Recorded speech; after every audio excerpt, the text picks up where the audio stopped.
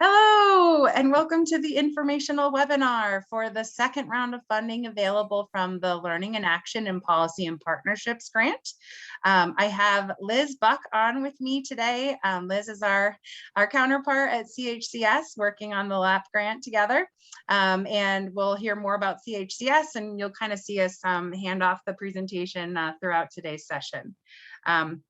The agenda for today is pretty straightforward. First and foremost, and one more time with feeling, welcome.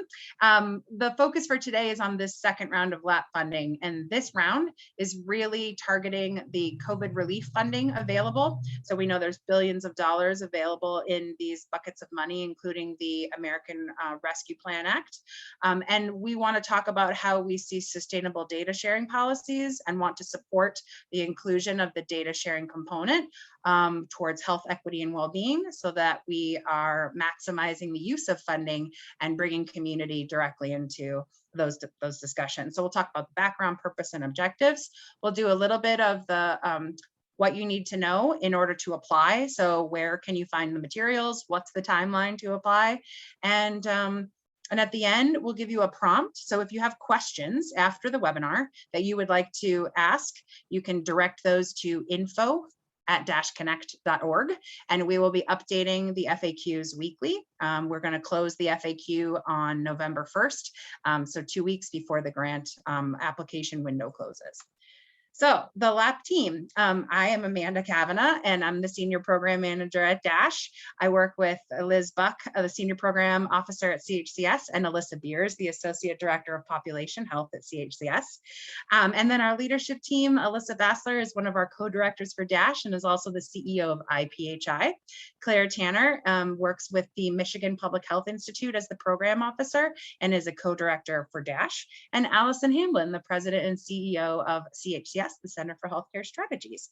And all of our work around the Learning in Action and Policy Partnerships grant is supported by the Robert Wood Johnson Foundation. So when I say MPHI and IPHI, what I mean is Data Across Sectors for Health is a partnership. It's the Illinois Public Health Institute and the Michigan Public Health Institute, and we are supported by the Robert Wood Johnson Foundation. DASH has a really interesting perspective. Over the last 5 years, we have funded a number of communities and states and a variety of award programs that are geared around the role of multi-sector data sharing and the importance of community data as we think about the data continuum, right? So systems continuum, what types of systems are we building? Whose data is involved? How do we ensure that persons with lived experience are part of this process? How do we make sure that community data is included in the planning and development in these funding opportunities? How are we building capacity around this? And DASH's role is also to gather that information, synthesize, disseminate, and help sort of inform our overall collaborative on what's working well, barriers, opportunities, challenges. And we're really looking forward to this as another multi-sector effort.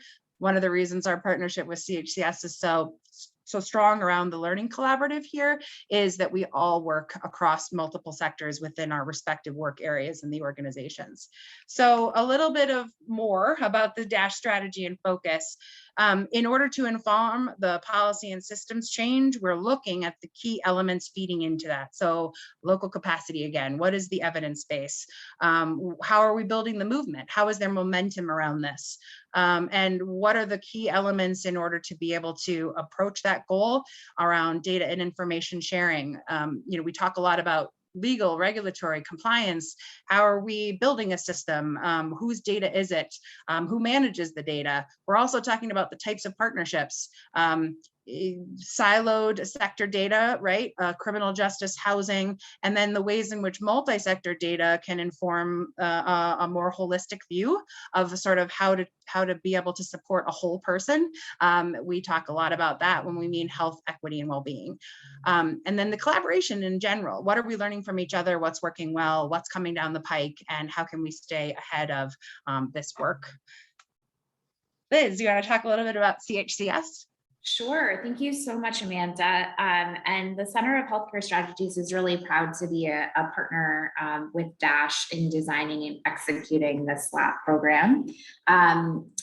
Just as context of who we are and sort of our lane.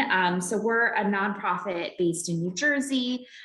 We work with stakeholders really across the country with a focus on strengthening healthcare services to ensure better, more equitable outcomes, really focused on children and adults served by Medicaid.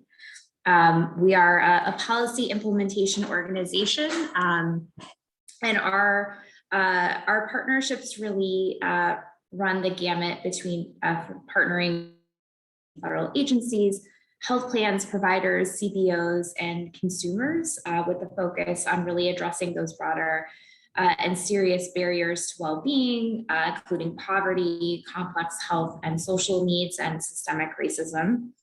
Our focus of our work is really on building effective models for care delivery, building more efficient policy and program design models, and really across our work as a whole, thinking about more equitable care and opportunities to address sort of those broader systemic issues that that Amanda so well articulated that stand in the way of broader health equity for people with the greatest needs.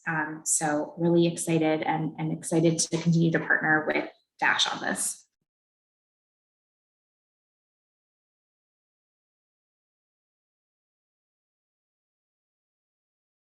Oh, Amanda, I think you just cut out.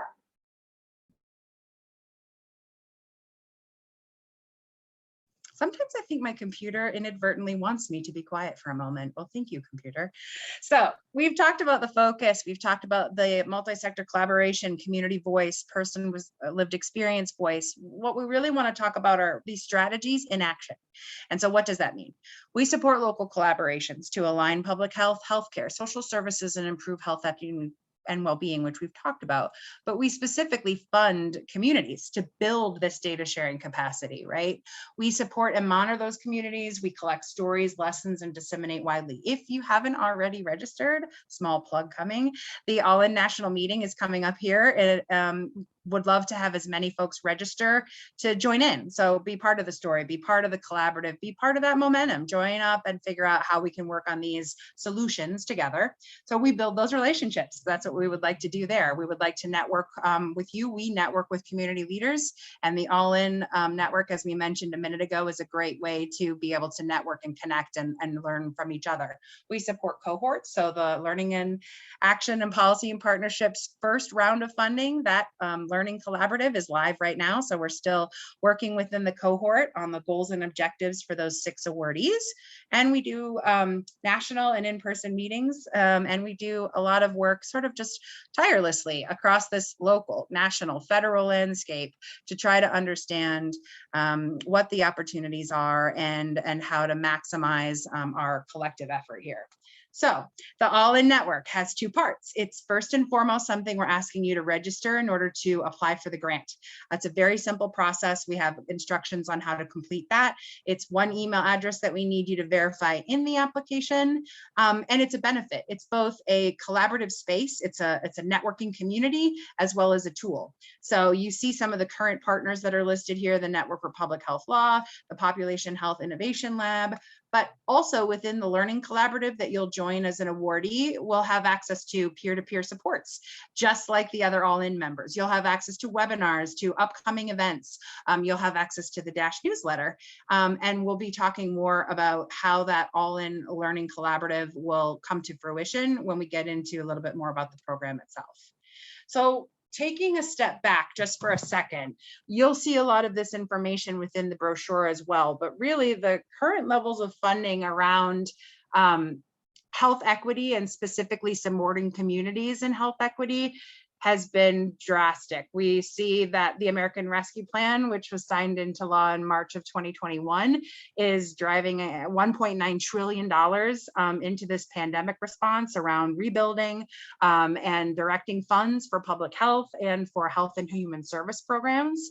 It's also going to provide $350 billion in fiscal relief funding for state and local governments.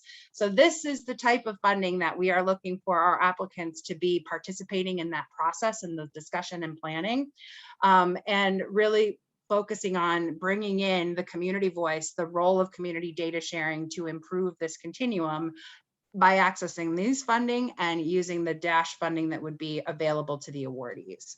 So with that in mind, that's where the types of support that you'll need, that we believe will be needed in order to navigate the planning and implementation of these data sharing systems. So looking to nurture and shared vision and trust, looking to engage community members, looking to understand the existing data ecosystem, looking to overcome some of those technical challenges in navigating the landscape, accessing data and negotiating legal agreements, attention to the unequal power and data capacity across collaborations, and implementing systems change. So this is an opportunity where we see, one, funding available, two, a need for multi-sector data sharing and funding to support that inclusion in this effort. And these are the types of support that we know will be successful in accomplishing those goals. The LAP program has a central purpose to support coordinated state and local community partnerships as they leverage these funds, improve the culture of health and advance equity, and inform state policy development. DASH will support the cohort of awardees to be able to, and actually, Liz, did you want to talk about some of the supports here for the cohort? Yeah, absolutely. Sorry for the delay on my end. Oh no, that's okay. I just launched right into it. So no, that's great. So, you know, this technical assistance and support, as like Amanda was building up to, is really helping to drive and support these community engagement efforts and involve community members in terms of how COVID-19 relief investment funding is being spent. It's meant to increase communities' capacity to collaborate across different cross-sector actors for the deployment of these funds, to really focus on addressing racial inequities through shared data. This support will help awardees identify roles and opportunities for state policy to promote sustainable data sharing with the goals of really improving health and equity overall. Support will also help grantees identify, develop, or advance new policies and practices that center equity and the voice of community members in cross-sector data sharing and data integration efforts to improve health and advance equity. TA will also support and will help awardees learn from a community of others, as Amanda really well said, learning from each other, learning from peers about their methods for addressing common data sharing challenges, and with others collectively learn about what is needed to address a specific equity-related priority through data sharing and integration. Perfect. Thank you, Liz. And we are seeing a lot of these types of supports for the cohort in the first round of LAP, and some of these discussions about centering equity, and really the critical role, you see it in both LAP applications and really throughout all of DASH's work around community engagement, right? So the idea that we are not telling people, we are bringing to the table people who have lived experience in these communities, who understand what the opportunities are and understand how we can be successful. And really, like, this type of TA and subject matter expert is truly meeting not only, you know, we see the awardee meeting the community where they're at, and we also see DASH trying to meet the awardee where they need to be in order to move these collaborations towards the outcome objectives.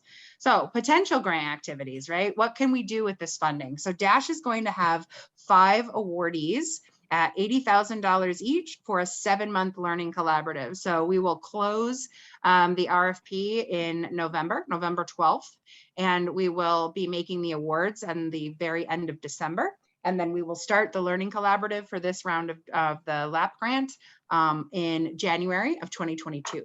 So the types of activities that we see grantees engaging in here would be mapping out, right? So mapping out these state and community data ecosystems to identify where the sharing opportunities exist and where those initiatives are already around health, equity, and well-being. We look at the policy lens, right? So in the first round of LAP, we actually did a round of interviews, an opportunity assessment with 26 different thought leaders who were focused community, state, local agency partners to talk about what we mean by policy levers, right? So how can this work, and bringing state and communities close together, state, community, local government together, really be a platform to identify where policy and systems change opportunities exist, and how can we bring those through the space. Building the capacity at the community level, so focusing on conversations around sustainability and integration and planning, developing the use cases. I don't know, Liz, we're probably on most of the same discussions within the cohort, but I hear it happening around the space right now about the importance of use cases, to get things out of the ether, out of how much it takes to do a data sharing agreement, and really get into sort of like, what is the objective, what's the outcome, what worked well, and using those to establish that foundation to bump up the next round, right? So the next community integration work. And engaging community members. This is the last check mark on this slide, but it is by no means last in terms of our focus. You'll see that the application for this grant requires letters of support, 2 of which will need to be submitted. One, we're asking to be the state partner. The other is optional, buckets of who might support. And we really encourage letters from community and persons in community to support the applicant agency and the work that they'll be doing with us over 7 months. Basic eligibility criteria. So applicants, and this is standard for DASH, the same requirements for the first round, need to be a public entity or a nonprofit organization that is tax exempt under section 501c3 of the Internal Revenue Code. And you cannot be a private foundation. You also need to be based in the United States or its territories. And here's that soft plug again, a member of the All-In community. This deck of slides, as well as the recording, will be made available on the LAP homepage. The LAP homepage will also have this link on how to join the All-In community. Liz, would you like to talk about the first round of eligibility criteria? Sure, absolutely. So in addition to the eligibility that Amanda described, applicants must describe the process for decision making about how the use of these local or state ARPA or CARES Act funding and the evidence that the applicant has and their partners are engaged in that process. So really describing the process for which you as a grantee will be engaged in the decision-making process for the use of this funding. Really having a clearly defined health equity goal that requires a shared multi-sector data to achieve. A description of how the lead applicant for this is engaged in collaborative efforts that could be among healthcare, public health, community-based social service sector partner around an existing or planned data sharing or data integration effort, really focused on improving health, reducing health disparities and promoting health equity. Excuse me. Applicants must also include a focus on building the capacity of community collaborations to assess, use, and integrate multi-sector data, to improve health, well-being, and equity outcomes. The other specific criteria are a defined and specific community engagement process for involving people with lived experience or community-based organizations, and letters of support from the local or state agency committed to participating in this LAP grant-funded activity. Perfect, Liz, thank you. Yeah, and that collaborative effort piece, so there'll be a place in the application to describe your partners, and we're looking for not only what your current activities are, but there's an opportunity for a background information on your organization. And so we'd love to know like the history of this collaboration, like how you're working together currently, the types of ways that you will work together on your goals and objectives for this funding, and really just making sure that we have an opportunity to understand not only who will drive this learning collaborative work with us, but who else is at the table and who else will be in the room with you as you navigate the successful outcomes you're seeking. So DASH has a few other ways to navigate when you're working through the application. You'll see these buckets, right? So current activities, proposed approach, leadership and partnership commitment. And there's description, right? We like to layer information. So there's information in the webinar, but then when you get into the application, there's a guide that explains what we mean by these. So we're looking for current activities that are focusing on how COVID relief funding decisions are being made. So again, kind of talking about that collaborative effort. If you are a community-based organization and you're partnered with your state or local government on the planning for how to utilize this federal funding, we need to know about how that is working for you. We also want to know about your approach. So your proposed work within the LAP grant is critical, and also talking a little bit about how you're going to be able to implement and continue to work on this storytelling aspect of your work will be part of the Learning Collaborative.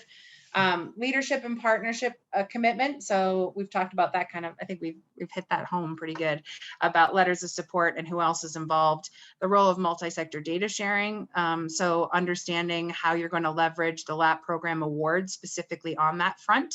So data sharing, data integration policies, looking at organizational capacity. So the project team that you'll have and the strategies that you'll tell us about for your work, how you'll share those responsibilities and what the roles of those partners will be, and how your organization specific is behind this effort. Budget and project timeline. So in the application, you'll have a budget narrative, a budget template, and a project timeline that you'll upload. And that's something that throughout the Learning Collaborative will be working to map back to. So where are we? Are we on point in our first month? Do we have a specific technical assistance need that's come out of this first piece? You can kind of see how all of these different elements come together in the application to help us not only identify the awardees, but we take into consideration how the awardees will interact together. And we place a lot of importance on the overall dynamic that we're looking for in the Learning Collaborative. So these are all kind of elements that are part of that mix. So Liz, would you like to talk about the supports? Yes, absolutely. So in terms of the support that we will provide through this opportunity, the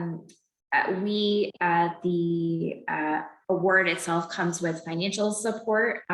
It's an award of $80,000 to 5 sites for 7 months. As Amanda sort of alluded to, really the continuation of a learning community for sites that are awarded this the second LAP round 2, really with the specific focus on how sites are thinking about this planning and developing community engagement related to COVID-19 relief fund planning and investments. Our technical assistance is really focused on helping to support those effective community engagement practices that really can inform decision-making, as well as effective decision-making support on strategic investments of COVID-19 relief funding overall. The TA is helps in terms of sort of project management support for sites, so helping to develop and help coordinate action plans and tracking milestones, et cetera. Certainly, being part of this great network, helping to share sort of resources related to these specific issues, materials, tools, and learnings through the All-In network as well. So leveraging all of those peer-to-peer connections, and then inclusion and really sort of national dissemination strategies and activities through sort of sharing the lessons that you're learning and sharing the great work that you're doing in publications, and to help other communities, states, and localities really advance these efforts. Thank you, Liz.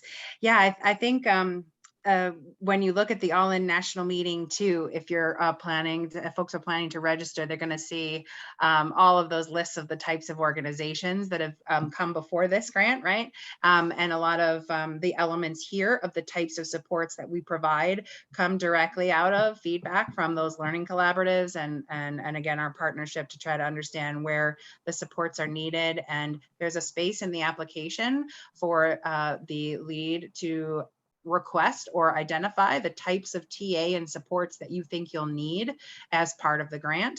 And we lean into that as well to understand what it is that you'll need from us in addition to the funding itself to be successful. So I think we kind of are saying some of the same things here in a couple different ways, but the overall essence of that is here's enough information to ideally be able to get you to the application screen and then navigate in there on these different elements and why we're asking for them and what they'll do for us in planning. So awardee expectations. We've talked a little bit about what DASH and CS will do. Let's talk a little bit about what we are hoping from the awardees. We're looking for you to create your profile. We are looking for you to participate in short check-in calls with DASH. So we do check-in calls throughout the Learning Collaborative. And the Learning Collaborative, I don't know if I said this earlier, that's just how we term our cohort of awardees. We'll also look for the opportunity to share those learnings. So with each other, presenting out in different opportunities, participating in the all-in national meeting. We're also looking for awardees to be able to host an in-person and virtual session with the DASH program office, right? So we, meaning myself and Liz and our CHCS team, will work with you closely, and then we'll give you a chance to speak directly about your work. We'll have a report that concludes that 7-month period, sort of closing out, and a synopsis on how that work is going. And really, we know that the goal of all of this work is not to stop and start in timelines and grants, but to be able to stay connected, because we know that this is building the momentum and really building the space for the long road here and being successful based on what we learned and sharing that with others. So 2 seconds, how to join All In. So you'll go to community.allin.data.org and you'll fill out some information on joining, and you'll get a confirmation email, and then that's how we'll verify that. You'll be able to apply on the RWJF online application system. This is a very easy process. I know, Liz, you spent a lot of time in this space with the reviews and the RFPs, but overall, I think it's pretty safe to say that I think A&R is very intuitive and easy to follow. Wouldn't you say? Yeah. Yeah. So I think that we'll have a link on the LAP homepage to go directly to the A&R application. You'll need that link. If you go to the RWJF site and search for it, you won't find it. So you need to use the link located on the LAP homepage to get directly into the application system. And these are the requirements. There's a section on key contacts, and we kind of talked about this, but who the organization is, about your project, that you'll answer yes or no questions to those eligibility criteria. You'll upload your project information. You'll add in your budget and your budget worksheet. You'll add in your project timeline, and then they'll have the letters of support, 2 of which are required, and you'll be able to upload additional documents. So if there are supporting charters or committees, or you have a community engagement strategy and practice, great. We would love to know more about those. How are that working? What's been successful for you? The more that you can share, but we would really love to see that information. 5 awards, $80,000, 7-month timeline. So the applications are due by November 12th. They will close at 3:30 Eastern. It is an online system, which means that I don't even have the power to make exceptions. So please, please, please be mindful of the timeline. In December is when, I mean, not only is it my birthday, but we'll also be notifying people that they will be receiving the awards. So stay tuned in December for all of that excitement. And then January through July of next year will be the Learning Collaborative for this group of awardees. There's a few more tips and tricks here on how to successfully apply. but I'm going to go ahead and just say, follow the timeline, use the system, complete your application, submit it before the deadline, just in case you are having an issue or a question of some kind. So I can work with our team to troubleshoot that.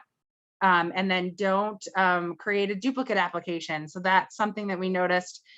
Folks are sort of starting one and closing out and starting another. So try to create one application and use the save feature so that you can come in and go out of that as you need to before you click submit. And then make sure when you click submit, make sure you actually click submit. We had one person that finished the whole RFP and there was an issue with clicking submit. So we don't want to run into that.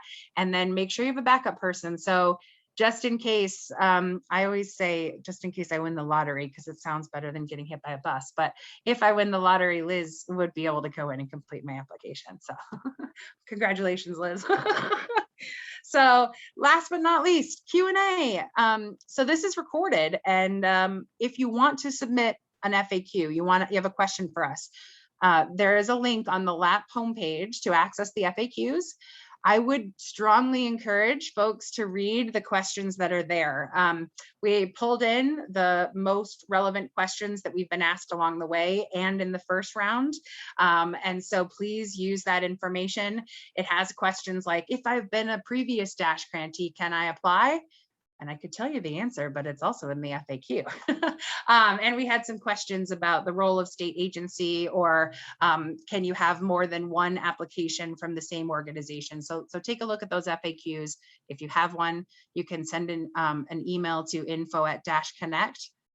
And we'll go ahead and get that responded to. Nobody who's all part of the RFP process can answer any questions directly. We can't have any dialogue about, is this a good application, or should I include this, or what do you think about? But you can ask a question. If it's not in the FAQ, we'll update the link weekly so you can see the new questions that came in. And if you have any other questions, again, please use info@DashConnect. Liz, what did I miss? What else should we share? Anything else that we think folks would benefit from? I don't think so. I think we covered it. I think we're just we know that there's this great opportunity, and we know that sites, LAP cohort sites that we work with now are really thinking about how do we take advantage of policy opportunities to expand this work. So I'm excited to see what comes in. Me too. Thank you so much for your time. Thank you everyone who's listening in on the recording, and we'll look forward to seeing your application soon. Have a great rest of your day, and take good care.